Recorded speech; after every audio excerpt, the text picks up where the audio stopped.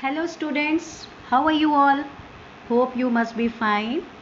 और एक चीज़ आप लोगों से कहना चाहूँगी कि आज ये वीडियो मैंने अपने 12th और 10th क्लास के बच्चों के कॉन्फिडेंस को बढ़ाने के लिए बनाया है। आज कोई पढ़ाई नहीं, आज केवल हम रिज़ल्ट और उससे उत्पन्न होने वाले स्ट्रेस के बारे में बात करेंगे और थोड़ा सा ये भी जानने की कोशिश करेंगे कि सीबीएसई के रिज़ल्ट्स अवेटेड हैं और वो कब आएंगे, क्या उसकी पद्धति है, किस तरह से वो रिलीज़ होंगे, इसके बारे में डिस्कस करेंगे। आज हम इस वीडियो में corona stress, result date of CBSE और स्ट्रेस रिलीवर यानी मॉडरेट पॉलिसी जो सीबीएसई ने अपनाया है उसके बारे में मैं जानकारी दूंगी आपको।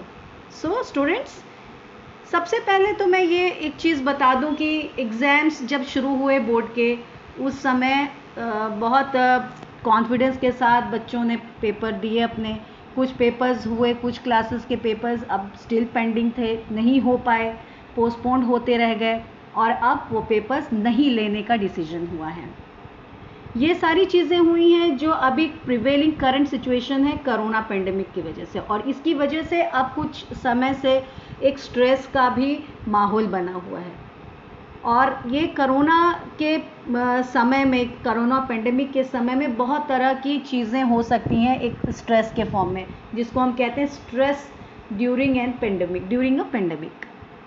इसमें कुछ बहुत सारी चीज़ें आप अभी भी महसूस करते होंगे। कुछ समय तो बहुत अच्छे से गुजरा होगा, कुछ बच्चों ने अपने एग्ज़ाम्स पूरे दिए तो उनके लिए ये एक अच्छा समय था कि वो थोड़ा रिलैक्स हो सकते थे। लेकिन क्योंकि अब ये लॉकडाउन और कॉलेज और स्कूल्स ना खुलना, अनसर्टेनिटी बनी हुई है, इसकी वजह से एक स्ट्रेस आ गया है। उसके साथ स्ट्रेस डबल हो गया है रिजल्ट के डेट्स के अनाउंसमेंट, है ना बच्चों? आप लोग स्ट्रेस्ड हैं, लेकिन स्ट्रेस बिल्कुल नहीं लेना है। स्ट्रेस में क्या हो सकता है? जब आप स्ट्रेस लेंगे तो आपके अंदर डर, वरी की भावना, डर बैठेगा, आप बहुत ज़्यादा वरी करने लगेंगे। और सबसे ज़्यादा आजकल जो हमारे एरिया में या पूरे दुनिया में, स्पेशली इंडिया में, जो एक अभी बहुत हाइप पर है, बहुत पीक पर है कोरोना का संक्रमण, उससे हम सब अपने हेल्थ के लिए चिंतित हो जाएंगे, हैं भी। यहाँ तक कि बहुत सारे लोग जो हैं फाइनेंशियल सिचुएशंस या जॉबलेस होने का भी लोगों में डर बैठा हुआ है। तो ये सारी चीज़ें भी एक रीज़न है जिससे कि स्ट्रेस होगा। आप इस स्ट्रेस के दौरान आपकी स्लीप या फिर ईटिंग पैटर्न जो है, नींद का जो एक पैटर्न है, नींद लेने का एक पैटर्न है, सोने का समय या खाने के समय में बहुत बहुत ज़्यादा चेंज आया है लोगों में।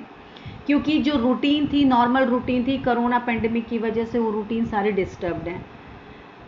स्लीपिंग नहीं होती है, जिसकी वजह से कंसंट्रेशन में भी बच्चे, आप लोग बहुत ज़्यादा दिक्कत महसूस करते होंगे। जो बच्चे अब अगले सत्र की पढ़ाई में फोकस करना चाह रहे हैं, इस स्ट्रेस की वजह से वो भी कंसंट्रेशन में कमी आ रही है। क्यों? क्योंकि स्लीपिंग का जो एक कई बच्चों में या कई लोगों में स्लीपिंग की डिफ़िकल्टी हो रही है या स्लीपिंग आवर्स चेंज हो गए, उसकी वजह से कंसंट्रेशन में भी दिक्कत हो रही है।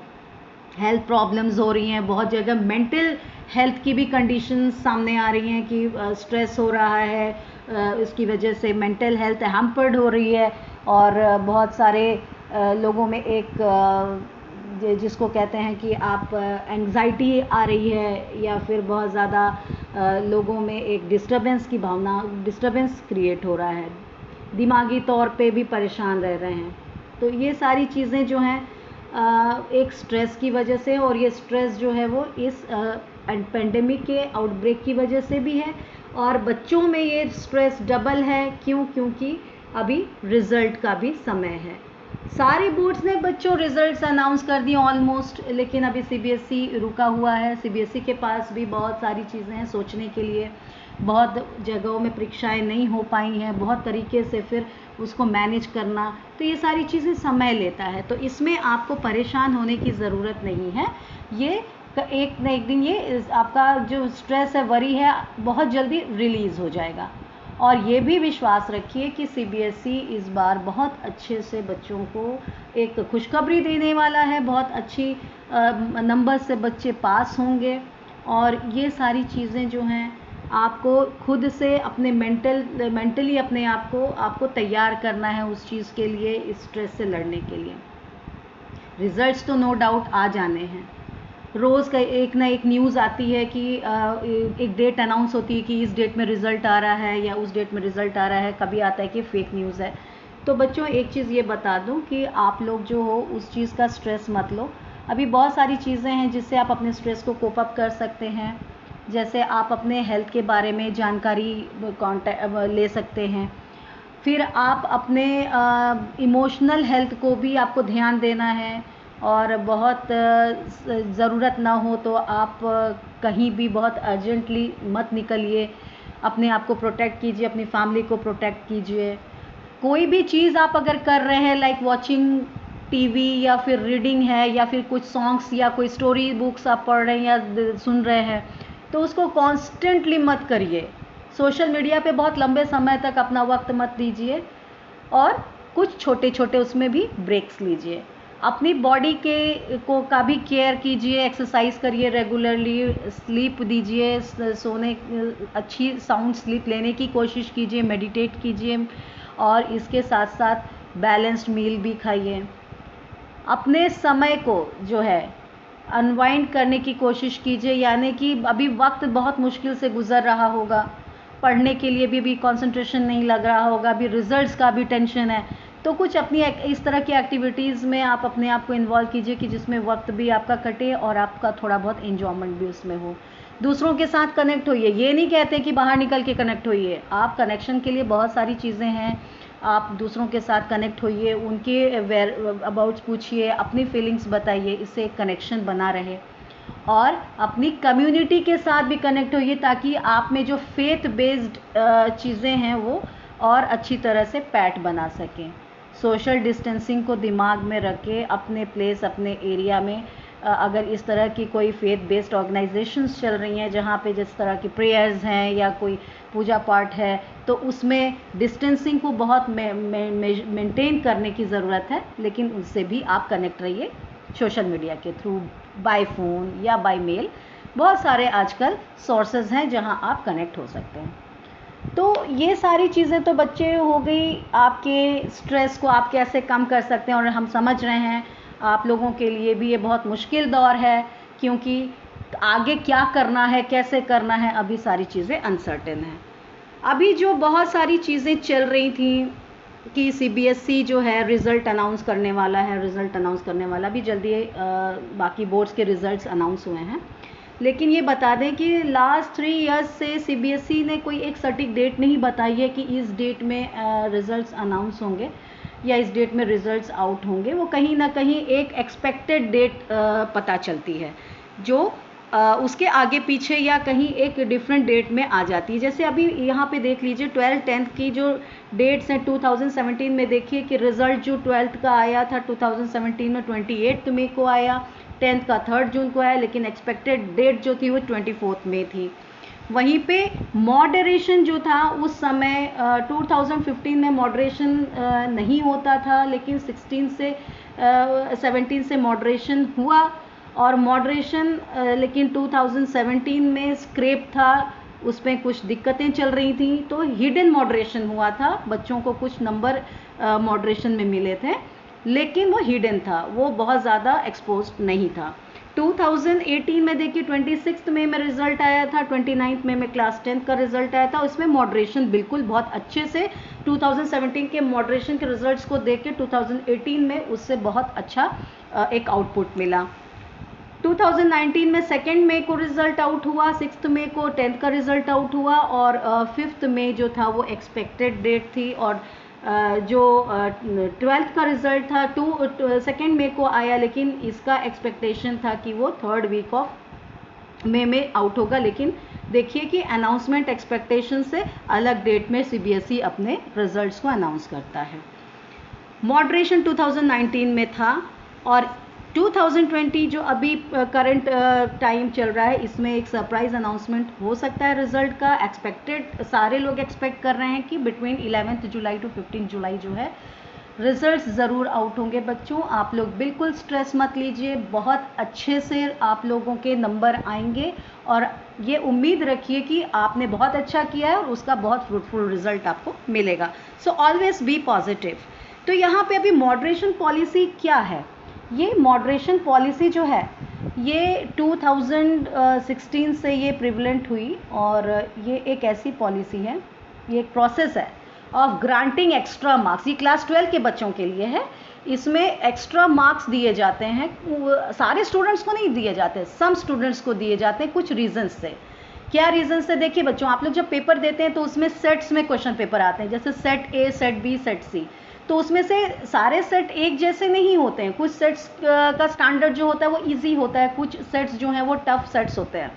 तो उस चीज़ को बैलेंस करने के लिए, उस इशू को सॉर्टेड करने के लिए यहाँ पर कुछ मार्क्स को अलॉट किया जाता है और वो मार्क्स जो होते हैं वो मॉडरेशन पॉलिसी के तहत दिए जाते हैं। और इसके अलावा कुछ क्वेश्चन पेपर्स में हो सकता है कि आउट ऑफ सिलेबस कुछ क्वेश्चंस आ जाते हैं, कुछ क्वेश्चंस ट्रिकी होते हैं जो सॉल्वेबल नहीं होते हैं, आउट ऑफ सिलेबस क्वेश्चंस हो जाते हैं। और मल्टीपल सेट्स में डिफरेंट क्वेश्चंस आ जाते हैं जो कि पढ़े नहीं गए हुए हैं।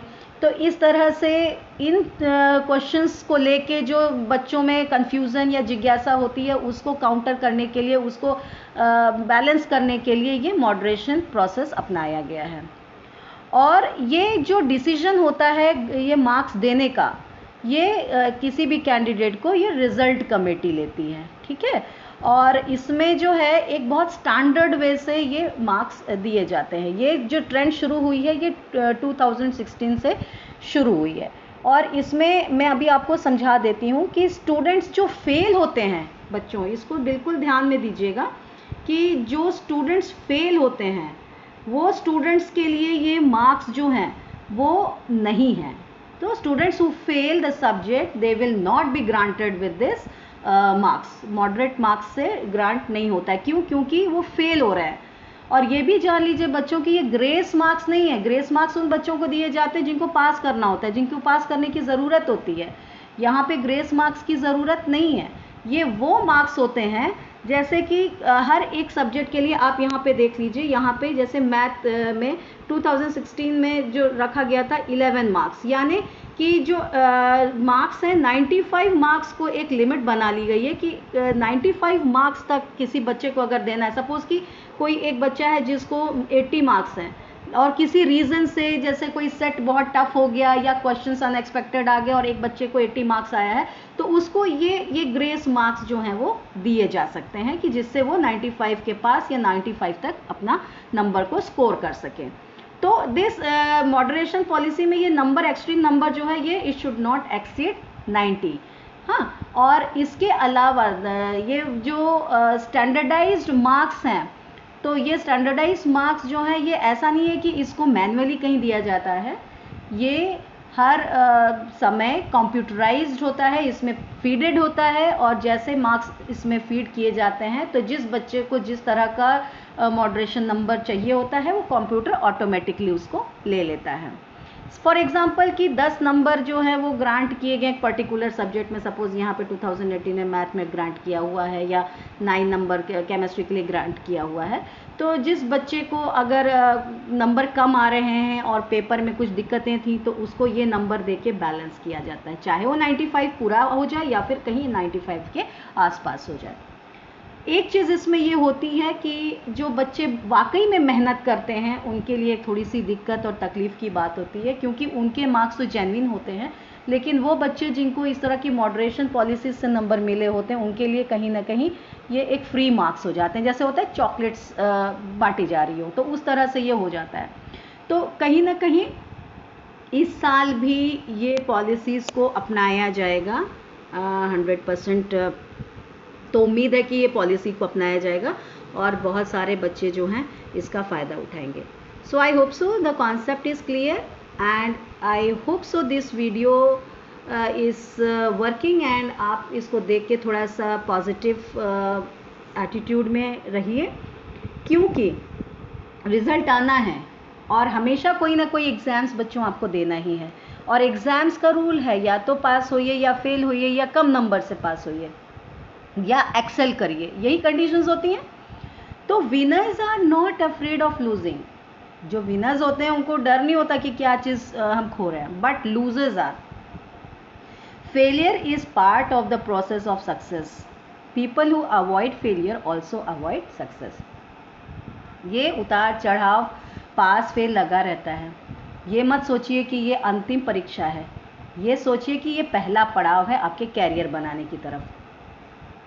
तो इसको पॉजिटिवली लीजिए, इससे चीज़ों को सीखिए और ये उम्मीद कीजिए कि ये रिजल्ट्स आए और बहुत अच्छे आएंगे आपके रिजल्ट्स। अपने स्ट्रेस को कम कीजिए और एक बहुत अच्छी लाइफ को आगे प्लान करिए। So with this I and my video. All the best, stay at home, stay safe and stay healthy. Thank you.